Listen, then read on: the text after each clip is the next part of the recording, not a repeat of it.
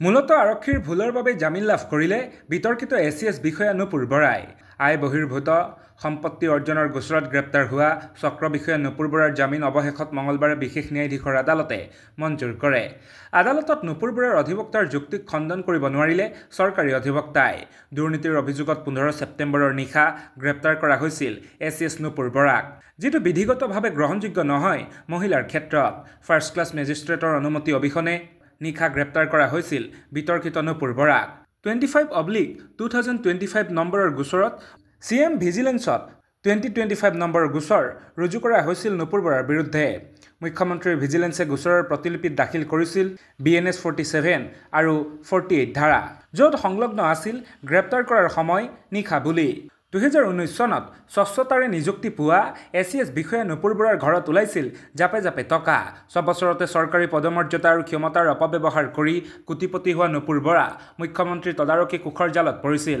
আয় বহিৰ্ভূত সম্পত্তি অৰ্জনৰ গোচৰত গৰৈমাৰী ৰাজচক্ৰৰ প্ৰাক্তন চক্ৰ বিষয়া নুপুৰ বৰাক মুখ্যমন্ত্ৰীৰ তদাৰকী কোষে গ্ৰেপ্তাৰ কৰিছিল। চক্ৰ বিষয়া নুপুৰ বৰাৰ ঘৰত মুখ্যমন্ত্ৰীৰ তদাৰকী কোষে অভিযান চলাই 90,50,400 টকাৰ লগতে প্ৰায় 1.5 কোটি টকাৰ হীৰাৰ অলংকাৰ জব্দ কৰিছিল। তথাপি নুপুৰে জামিন লাভ কৰাৰ কাৰণটো হৈছে আৰক্ষীৰ ভুল। যদি আৰক্ষীয়ে দিনত নুপুৰক গ্ৰেপ্তাৰ কৰিলেহেঁতেন তেন্তে তেওঁ জামিন পোৱাটো অসম্ভৱ আছিল। এতিয়া 25ডাল সোণৰ চেইন জব্দ কৰাৰ পিছতো নুপুৰে লাভ কৰিলে মুক্ত জীৱনৰ সুযোগ। মূলত আৰক্ষীৰ ভুলৰ বাবে জামিন লাভ কৰিলে বিতৰ্কিত এছিএছ বিষয়া নুপুৰ বৰাই। আয় বহিৰ্ভূত সম্পত্তি অৰ্জনৰ গোচৰত গ্ৰেপ্তাৰ হোৱা চক্ৰ বিষয়া নুপুৰ বৰাৰ জামিন অৱশেষত মঙলবাৰে বিশেষ ন্যায়াধীশৰ আদালতে মঞ্জুৰ কৰে। আদালতত নুপুৰ বৰাৰ অধিবক্তাৰ যুক্তিক খণ্ডন কৰিব নোৱাৰিলে চৰকাৰী অধিবক্তাই।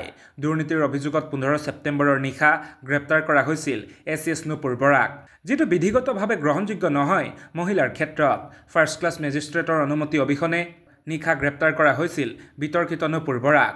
25/2025 নম্বৰৰ গোচৰত CM ভিজিলেন্সত 2025 নম্বৰৰ গোচৰ ৰুজু কৰা হৈছিল নুপুৰ বৰাৰ বিৰুদ্ধে। মুখ্যমন্ত্ৰীৰ ভিজিলেন্সে গোচৰৰ প্ৰতিলিপিত দাখিল কৰিছিল BNS 47 আৰু 48 ধাৰা, য'ত সংলগ্ন আছিল গ্ৰেপ্তাৰ কৰাৰ সময় নিশা বুলি।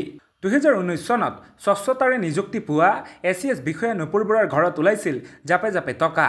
6 বছৰতে চৰকাৰী পদমৰ্যাদা আৰু ক্ষমতাৰ অপব্যৱহাৰ কৰি কোটিপতি হোৱা নুপুৰ বৰা মুখ্যমন্ত্ৰীৰ তদাৰকী কোষৰ জালত পৰিছিল।